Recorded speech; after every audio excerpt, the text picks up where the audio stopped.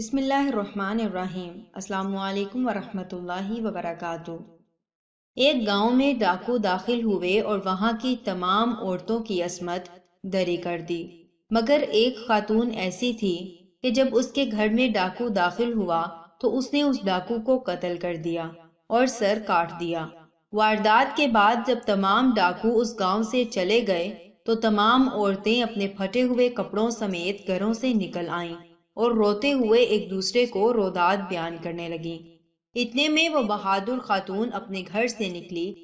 عورتوں نے دیکھا کہ اس کے گھر میں داخل ہونے والے ڈاکو کا سر اس نے ہاتھوں میں اٹھا رکھا ہے اور نہایت غیرت اور خودداری کے ساتھ وہ ان کی طرف آنے لگی۔ اس خاتون نے بلند آواز سے کہا کہ کیا تم نے سوچ لیا تھا کہ وہ مجھے مارے بغیر میری عزت تار تار کر سکتا تھا؟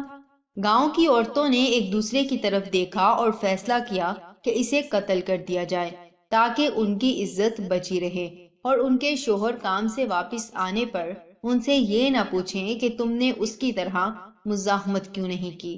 پھر انہوں نے اس بہادر خاتون پر حملہ کر کے اسے قتل کر دیا۔ انہوں نے ذلت کو زندہ رکھنے کے لیے عزت کا قتل کر دیا۔ یہی حال آج ہمارے معاشرے کے چور، حرام خور، جھوٹے اور کرپٹ لوگوں کا ہے۔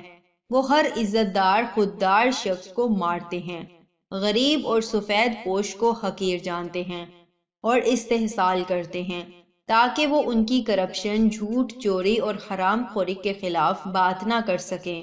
اصل میں یہ لوگ اپنی عزتیں گنوا چکے ہیں اور عزت داروں کا جینا حرام کر رکھا ہے۔ ایماندار سرکاری ملازم ہو تو کھڈے لائن، تاجر ہو تو دیوالیہ، عزت دار ہو تو کردار کشی۔ آپ جب کہیں ایسے لوگ دیکھیں جو چور، جھوٹے، حرام خور، کرپٹ کا ساتھ دے رہے ہیں تو سمجھ جائیں کہ یہ انہی عورتوں کی اولاد سے ہیں جنہوں نے اپنی ذلت چھپانے کے لیے عزت کو قتل کر دیا تھا۔ جزاکم اللہ خیر و احسن الجزا۔ السلام علیکم ورحمۃ اللہ وبرکاتہ۔